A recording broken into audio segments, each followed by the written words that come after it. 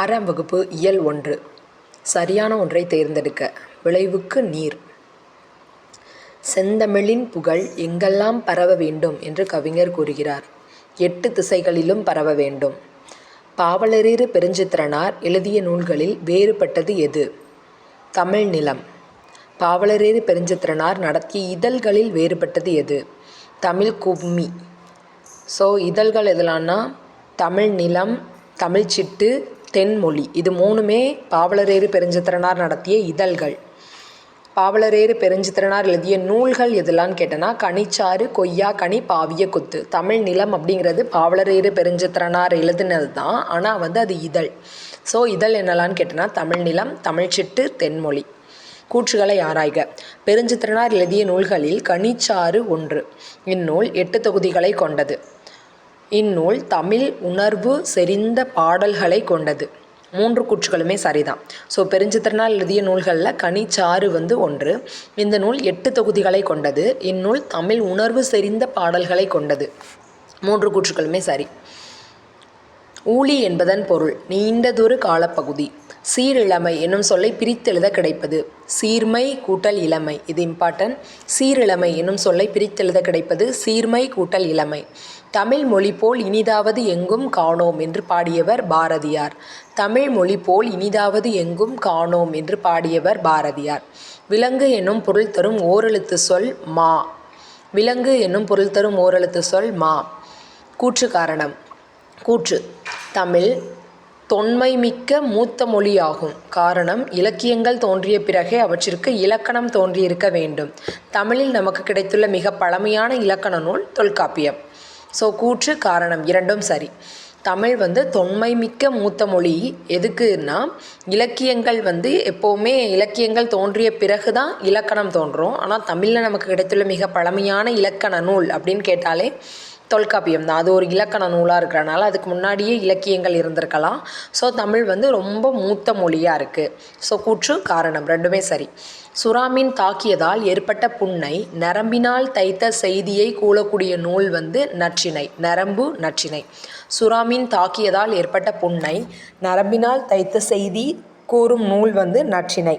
கடல் நீர் ஆவியாகி மேகமாகி பின்னர் குளிர்ந்து மழையாக பொழியும் என்ற அறிவியல் உண்மை எந்த நூலில் இடம்பெற்றிருக்குன்னா கார் 40. கார்னாலே நமக்கு மேகம்தான். கடல் நீர் ஆவியாகி மேகமாகி பின்னர் குளிர்ந்து மழையாக பொழியும் என்ற அறிவியல் உண்மை கார் 40 என்னும் நூலில் இடம்பெற்றுள்ளது. போரில் புண் பட்ட வீரரின் மார்பை வெண்ணிற ஊசியால் தைத்த செய்தி அப்படிங்கிறது இடம்பெற்றுள்ள நூல் பதிற்று 10. ஏன்னா ஊசியை வச்சு நம்ம தைக்க அமைச்சுல நல்லா பதியும். போரில் புண்பட்ட வீரரின் மார்பை வெண்ணிற ஊசியால் தைத்த செய்தி என்னும் நூல் எந்த நூலில் இடம்பெற்றிருக்குன்னா பதிற்று 10. கபிலர் என்ற பெயருக்கான மாத்திரை அளவு 3/2. கபிலர் என்னும் பெயருக்கான மாத்திரை அளவு 3/2. கீழ்கண்ட வாக்கியங்களில் தவறானது எது?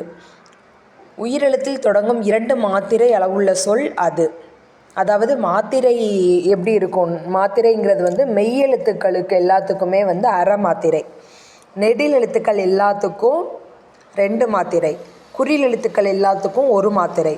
ஸோ க அப்படிங்கிறது குறில் எழுத்து, அதுக்கு 1 மாத்திரை. பி அப்படிங்கிறது குறில் எழுத்து, அதுக்கு 1 மாத்திரை. ல அப்படிங்கிறதும் குறில் எழுத்து தான், அதுக்கு 1 மாத்திரை. ஸோ கபில அது கூட இரு இருக்குது. இரு மெய்யெழுத்து அரை மாத்திரை. ஸோ 3/2 மாத்திரையாக இருக்குது. ஸோ இதில் தவறானது எதுன்னு கேட்டிருக்காங்க.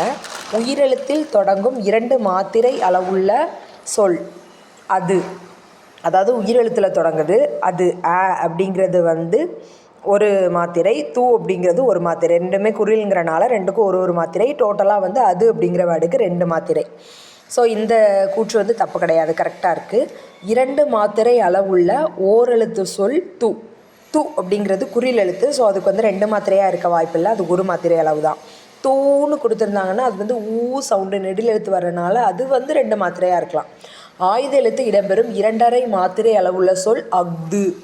ஆயுத எழுத்து இருக்குது. ஸோ இந்த கூற்று கரெக்டு. அது எத்தனை மாத்திரைன்னு பார்த்துடலாம். இப்போ ஆங்கிறது குறில் எழுத்து, தூங்கிறது குறில் எழுத்து. ஸோ அது 2க்கும் 2 மாத்திரை. அக்கு அப்படிங்கிறதுக்கு ஆயுத எழுத்து இடம்பெறும் 2/2 மாத்திரை. அதாவது அக்கு அப்படிங்கிறது மெய் எழுத்தோடு சேரும். ஸோ அது அரை மாத்திரை அளவு மெய் எழுத்துக்கள் ப்ளஸ் ஆயுத எழுத்தாக இருக்கிற இந்த அக்கு, இந்த ரெண்டுக்குமே வந்து அரை மாத்திரை தான். ஸோ இந்த கூற்றுலையும் தப்பு இல்லை. மொத்தம் 2.5 மாத்திரை அக்கு, அதில் ஆயுத எழுத்து இடம்பெற்றிருக்கு. ஸோ தவறானது எதுங்கம்ச்சில் 2 மாத்திரை அளவுள்ள ஓரெழுத்து சொல் து அப்படிங்கிறது தான் தவறானது.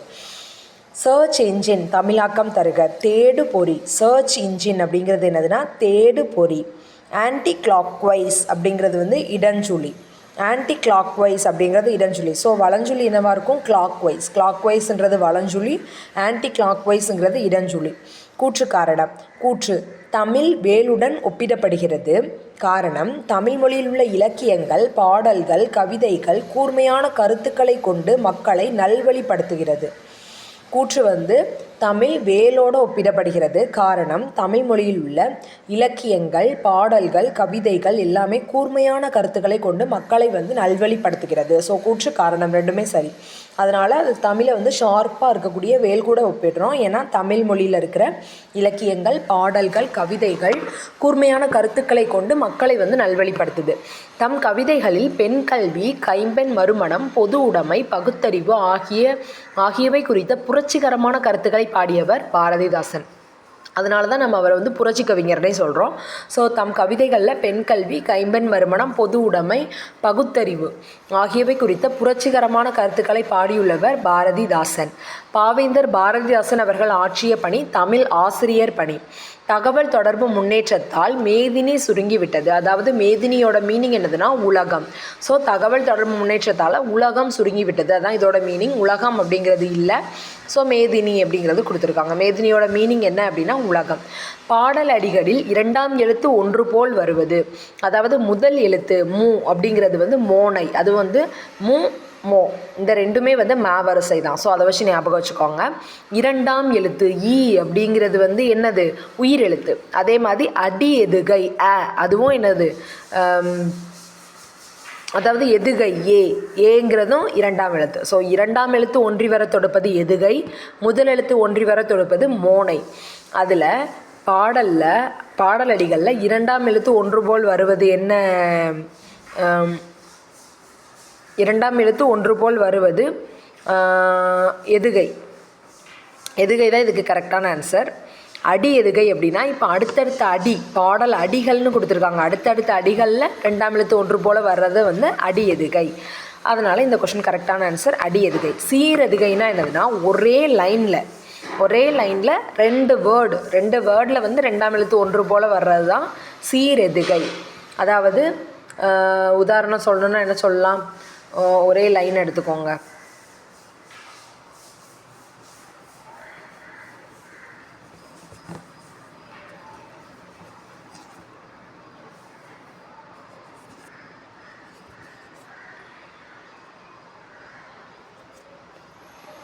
ஏதாவது ஒரு லைன் எடுத்துகிட்டு அதில் வந்து அந்த ஒரு லைன்லேயே 2 எதுகை வேர்டு இருந்துச்சு அப்படின்னா அது சீரெதுகை. இப்போ அடுத்தடுத்த அடிகளில் எதுகை வேர்ட்ஸ் இருந்துச்சு அப்படின்னா அது வந்து அடி எதுகை.